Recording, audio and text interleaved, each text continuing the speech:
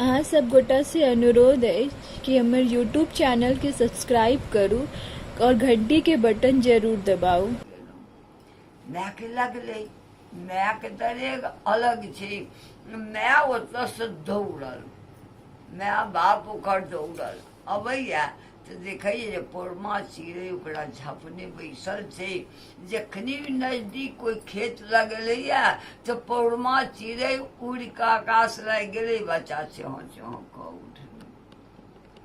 बेचारी ओकरा कंठ लगेलक, नार पुरैन लागली बच्चा के आ लऽ गेल, जेना के भेलै तेना ओकरा पोसऽ लागल।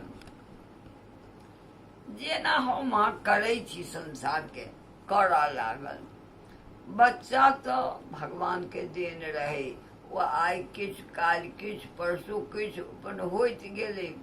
बच्चा नमहर भऽ गेलै, नमहर भऽ गेलै तब लोग धिया पुता संगे खेलाए जाए। खेलाए जे जाए ने तऽ कहि दे धिया पुता हे ई बिन माय बाप के बेटा छै, एकरा बाप नहि छै, अनजनुआ छै। क्यों माने ओकरा चिन्हगाबक लेल कहि देलकै हैत भगवान के प्रेरणासँ। ओ आबि कऽ घर में अनमना भऽ कऽ पड़ि रहलै। माय जाय या नानी जाय जे बौआ रे भाग उठै, ओकर नाम पड़ि गेल रहै भागीरथ। उठ बौआ रे से तू उठै रे की भेलौ कहे ओना नहि कहबो, तू शर्त कर। तू शर्त करके माय नानी तऽ कहलकै जे हमर बाप के से हमरा बता दे।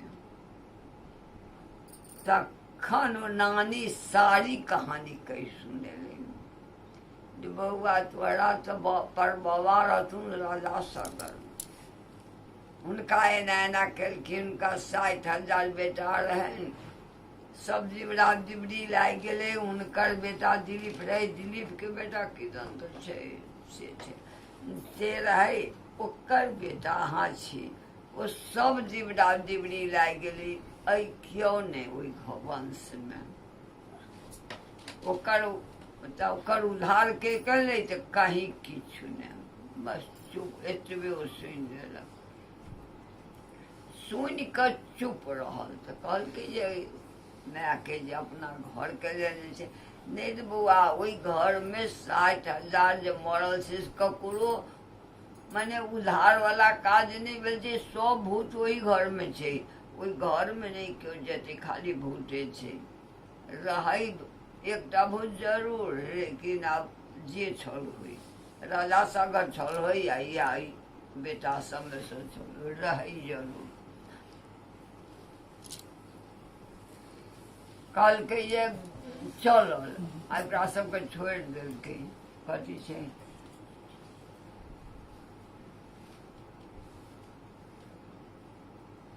एकरा सबके छोड़ि देलक आ चुप्पे माय के बिना कहने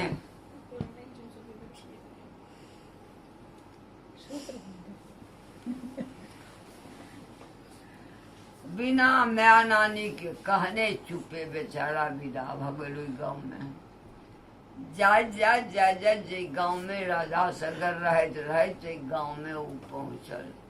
घर के उनका मकान के पाछा में एगो कनूनिया कंसार लगबैत रहे, बहुत दिन से जुग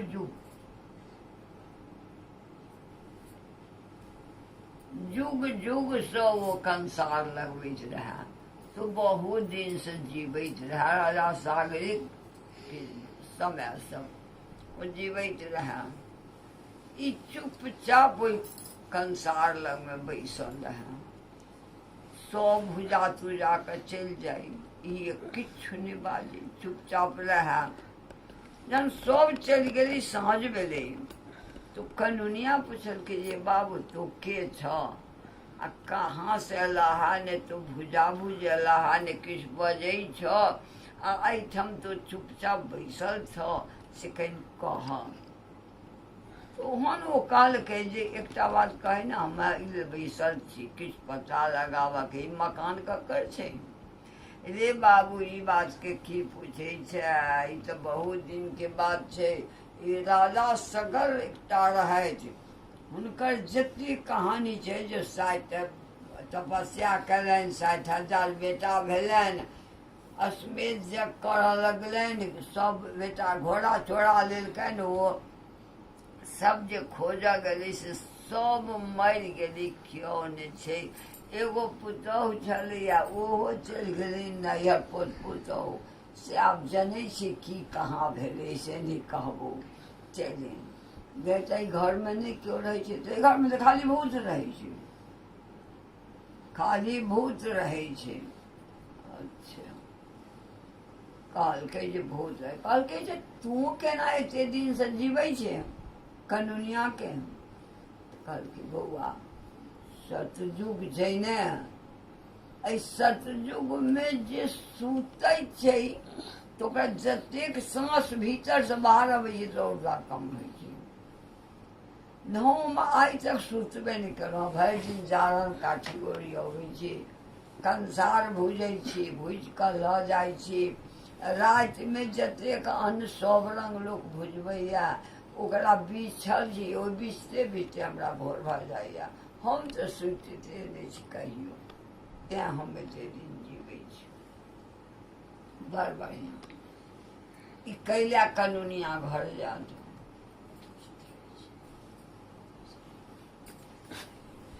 ई कनुनिया घर कैला जायत, ई चलि गेल कहुना को ओकरा ताला खोलि कऽ ओहि अन्दर गेल, तऽ अन्दरमे तऽ डाब फूस,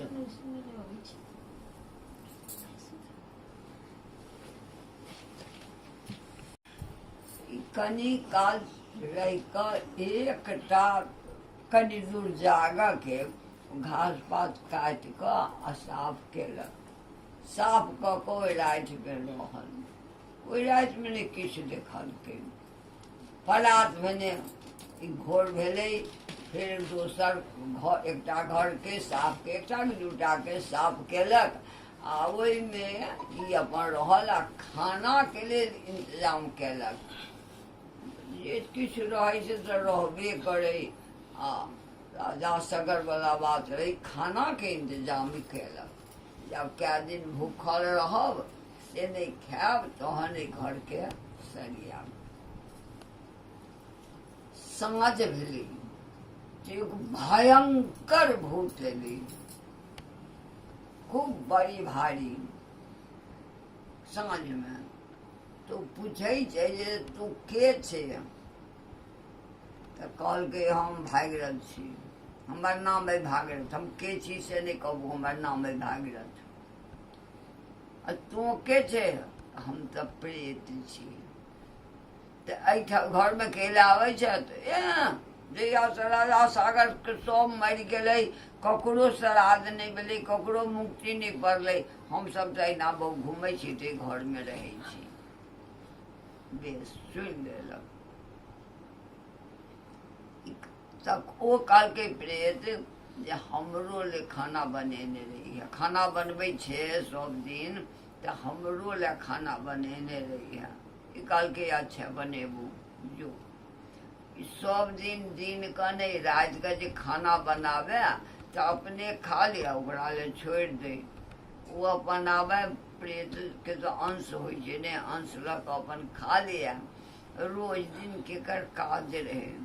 एक दिन कहलक भागीरथ सोचऽ लागल जे एहिसँ काज नहि चलल, एकरा कहलकै ये तो तऽ हम नौकर नहीं छी जो हम खाना बनेबू आ तू सब दिन आबि खेबा, तू अपने कहाँ रहै छै, तू किया नहीं बनबै छै?